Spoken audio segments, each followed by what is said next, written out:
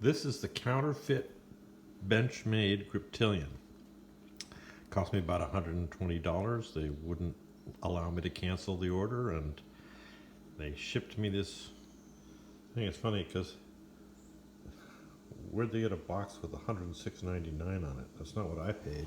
And I have to say that the box kind of looks like it was already opened, because there's this tab over here that was not in its original condition.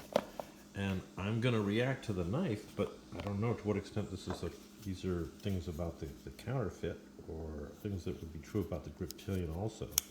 So, quick review of the knife. I thought a satin finish would be sort of like my Kershaw, right? Darn thing. Shiny. Instead it's this funny gray color. That's the satin finish. You really like the axis lock concept, but you know, it's interesting because your finger is really close to the blade when you're doing that. And there's a lot of opportunity for sort of slips between cup and lip when you're trying to get this thing closed. When you open the Kershaw the way it's intended to, like that, fingers are nowhere near the blade at any point.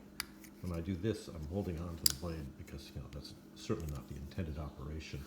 But you kind of wonder about this big clunky pocket clip. Hurts your hand. You pop this thing open, it doesn't go open. Maybe it'll smooth out the way people say it will. And I have to say that when you hold it in your hand like this, the little finger falls off the end, but not on the Kershaw. Why? It's because the pivot on the Kershaw is further out. Further out there. So you see that this place for your finger, I don't know what's wrong with this camera. This place for your finger here is already quite far back from the blade. On the Kershaw, it's not. So, having gotten used to the Kershaw, there's things about this thing that I find awkward. I'm not used to that thumb stud, and it worries me that my finger is so close to the blade when I open it. That's something I get used to. Drops shut properly, although fiddling with it like that, again, you got to put your fingers near the blade. And